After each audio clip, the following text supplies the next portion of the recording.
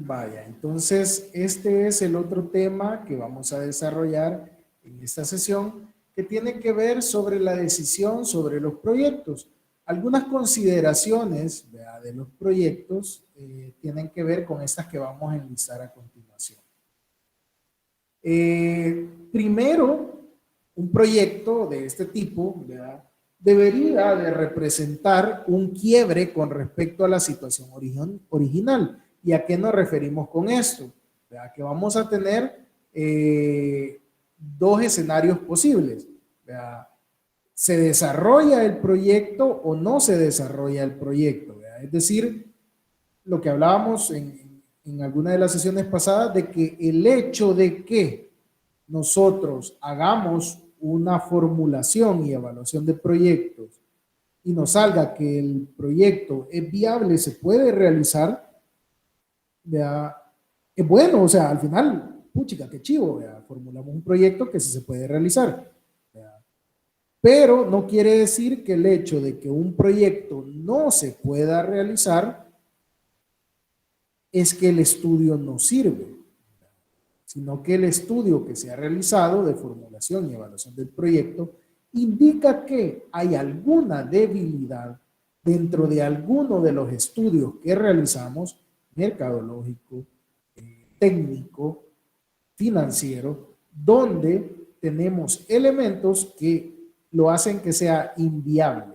¿verdad? Entonces, ¿qué es lo que sucede? Pueda que tengamos que hacer alguna corrección, algún ajuste, ¿verdad? De repente pueda que digamos, no, miren, el mercado probablemente lo que sucede es que estamos dirigiendo mal el producto o la idea de negocio que se quiere desarrollar, ¿verdad?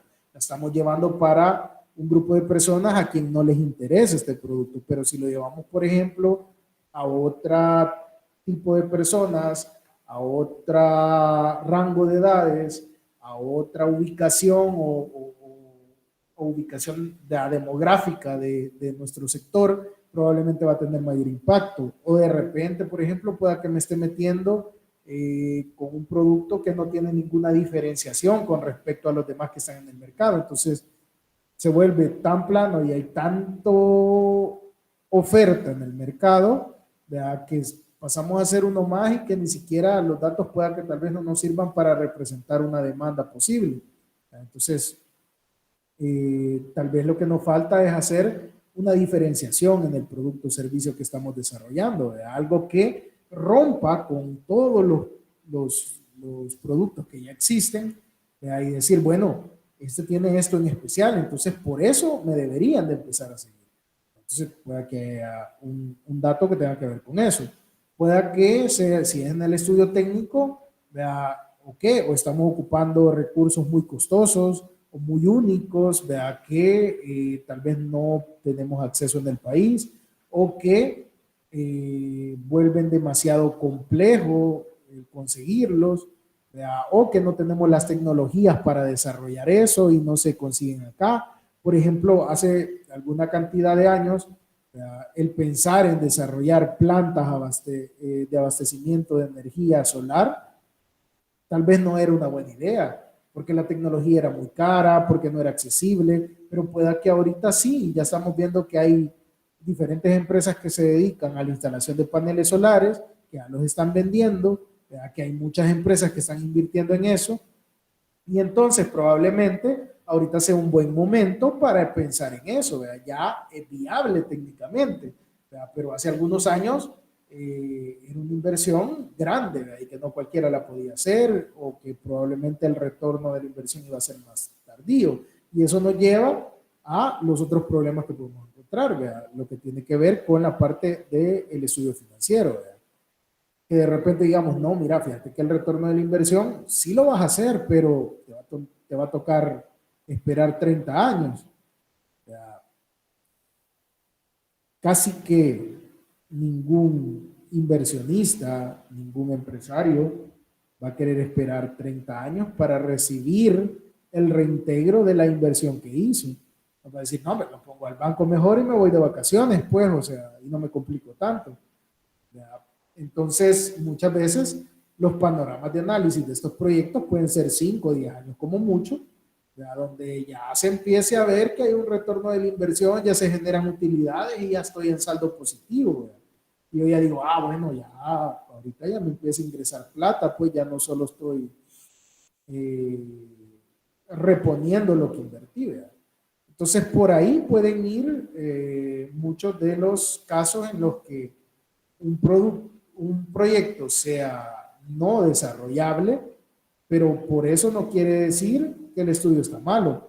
Lo que sí podría ser malo es que un estudio salga que no es viable y que el proyecto se ejecute. Entonces ahí se tomó una muy mala decisión. Porque decía que no iba a ser viable, ya sabía yo que iba solo a perder y además lo ejecuto. En ese caso sí hay un conflicto.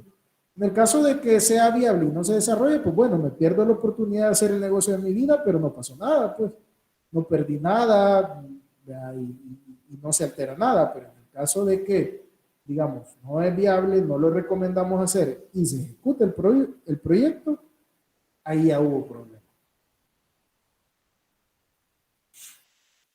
Otra de las consideraciones es que deben de haber objetivos concretos y determinados.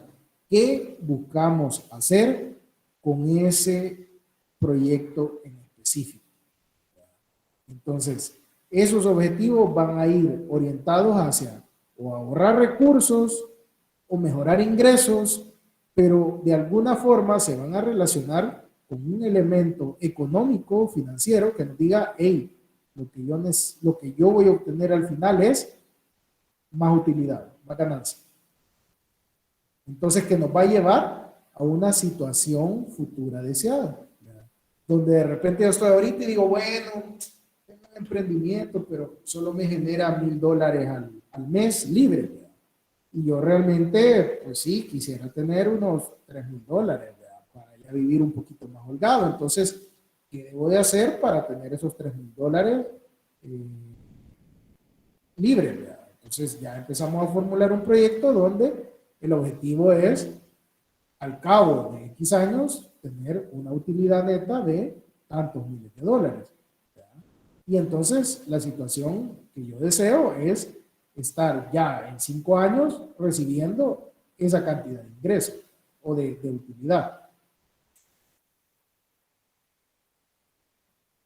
Otra de las consideraciones para la formulación de los proyectos es tener un horizonte de tiempo definido y acotado. Como ya lo hablábamos, un proyecto no puede ser ilimitado, no puede ser, bueno, vamos a probar a ver si nos sale en 5 años, y si no, lo prorrogamos otros 5, y si no, seguimos hasta que tope, ¿verdad?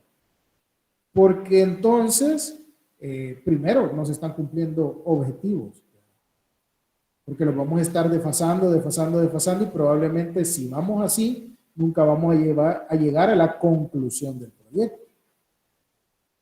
Y aparte de eso, que los recursos no son ilimitados. Entonces, no voy a estarle metiendo cada vez más plata para seguir haciendo.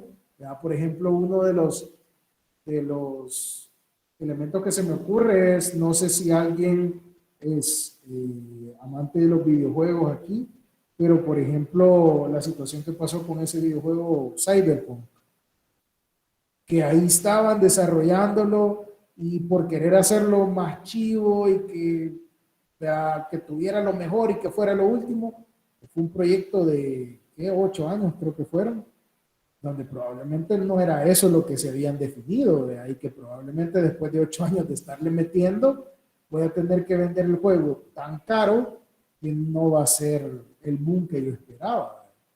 Y así puede pasar con diferentes cosas. Entonces, al tener nosotros un horizonte de tiempo definido y acotado, nos permite evaluar bien el avance del proyecto, cumplir con los objetivos y aprovechar bien los recursos. Por otra parte, debe de estar compuesto por un conjunto de actividades bien definidas. Debemos de tener bien cuadriculado, bien mapeado todas las actividades que implican desarrollar ese proyecto. Porque si no, nosotros vamos a tener huecos a la hora de querer medir, a querer hacer los estudios y decir, bueno, necesito hacer esta actividad, ¿verdad? O cómo voy a hacer esta actividad, cuánto me va a costar, etcétera. Entonces no voy a poder definir todo eso. Primero, el beneficio de centrarnos en eso es que establece relaciones, ¿verdad? Debemos de establecer relaciones entre las actividades. Vamos a tener que 20, 30, 40 actividades, pero no solo basta con tenerlas ahí, ¿verdad? Sino que debemos de saber, ok, cuáles dependen de cuáles, en qué orden deberé de hacerlas, ya que está acá, ordenar prioridades, ¿verdad? Definir, ok, bueno, con lo que tengo que empezar es con esto, no puedo empezar ¿verdad? Con la chonga y no he hecho lo demás, ¿verdad? Sino que tiene que ir primero aquellas cosas que son prioritarias para poder desarrollar las demás actividades.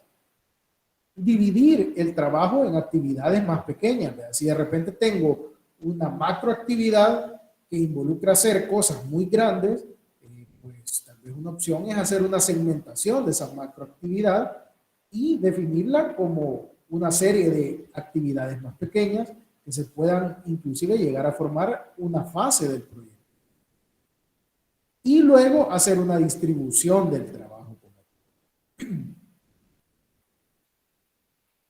Establecer cuáles son los requerimientos de recursos del proyecto, tanto económicos, de personal, de tecnología, de tiempo, de todos los elementos que vayamos a requerir para poder elaborar el proyecto. Entonces, todos esos elementos deben de estar bien detallados, bien claros, bien mapeados, qué voy a ocupar en cada parte, cuánto necesito de cada uno, qué características deben de tener. Todo eso vamos a pasar a definirlo a la hora de formular ese proyecto. Y por último, incentivar la separabilidad de subproyectos o subetapas, ¿verdad? Lo que estábamos hablando. Si el proyecto llega a ser demasiado grande, no tiene sentido probablemente estar desarrollando o querer desarrollarlo todo como un todo, sino que, ok, separémoslo. Aquí va a haber un proyecto, por ejemplo, que se va a tratar de hacer toda la instalación eléctrica. Va a haber otro subproyecto que se va a tratar de hacer toda la instalación de maquinaria. Va a haber otro que se va a tratar de hacer toda la instalación hidráulica y las definiciones de requerimientos de seguridad, de infraestructura física, etc. Ahí va a haber otro que se va a tratar de hacer toda la parte metodológica y procedimental del proyecto. Ok. Entonces, ya con eso nosotros podemos asignar inclusive responsables de cada subproyecto y poder irlos midiendo o desarrollarlos inclusive de manera paralela si es que esto se puede realizar así. ¿Verdad? Pero entonces la separabilidad nos permite primero llevar un control más detallado sobre cada etapa, ¿verdad? Poder realizarlos en paralelo, ¿verdad? E inclusive poder tener un mayor detalle y control de las actividades. Bueno, básicamente eso era lo que íbamos a desarrollar hasta acá. Como les prometí, íbamos a hacer una sesión relativamente pequeña. Estamos introduciendo todavía todos los elementos de los proyectos. Vamos a ver posteriormente ya más a detalle cada uno de los tipos de proyectos. Vamos a dar un brochazo también de los otros, aunque no los vayamos a desarrollar tanto como el de inversión, pero la idea es de que conozcan un poco más sobre esto. No sé si tienen alguna duda, alguna consulta sobre esto.